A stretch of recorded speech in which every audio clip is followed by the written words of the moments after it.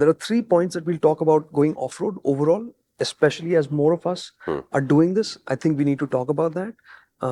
So one of the things is, I did end up filming, and you should know that any of the filming that I did wasn't done in the first go.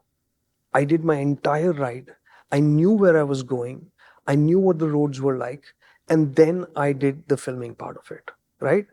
We look at people doing stuff and we think that, my God, and there are some people who are super talented and will be able to do it off the bat like that, but they have immense amount of experience. Yep. But I think most of us should have that caution to say that I need to know what's ahead before I commit to it, right? And create content. And in off-road conditions, you can do the same corner 3 times and each time it'll be different. Yeah.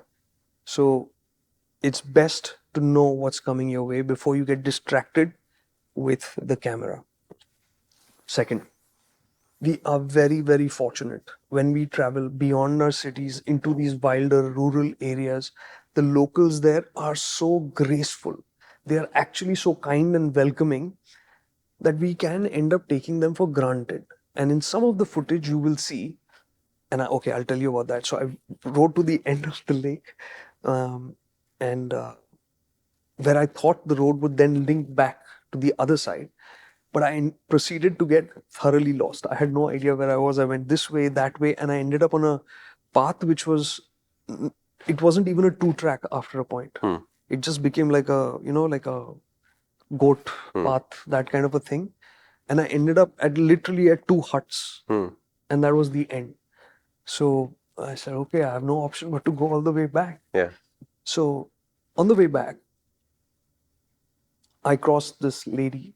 She was walking her cows up the mountain. And as soon as the bike was coming down, you see this giant thing in front of you, and it hears the bike and it's freaking out. Yeah. So you're like, so I switched off the bike. I called out to the lady. I said, do you want me to stay here or do you want me to come down? So she said, come down. So I said, I've switched off the bike. I'll just roll it down. So I passed her and I went down. After that, fine. After that point is when I said, I will start filming now. Right? And I said, shit, the best part, I've just come back from the toughest part. So I should go back there. And I set up the camera. Because I wouldn't stop in that moment to film over there until I was done, because I knew I had to finish it, right? Now I know I can go back and do it. And in that, there was this one place where the climb is steep. It's all muddy, rutty, rocky, and there's no real path. You have to just hammer it through. And it would have been a great shot on camera, but I didn't get to it because after I set up the camera and I went back in that direction, that lady was walking back down. And I saw her.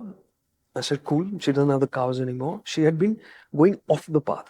She must have parked them somewhere and it's fine. But as soon as I went up and a little bit further, the cows were there again. I turned back.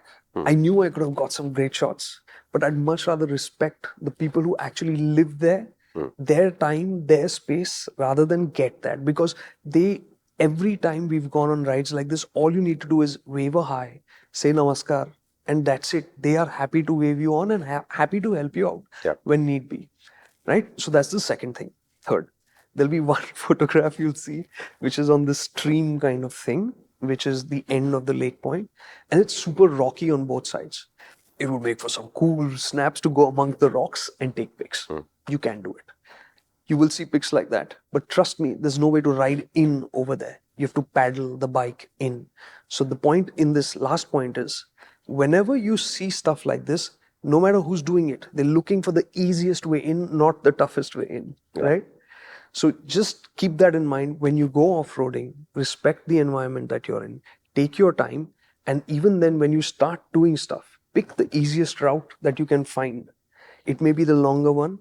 It might just be going till there, taking the U-turn, and then attacking a climb. It's fine.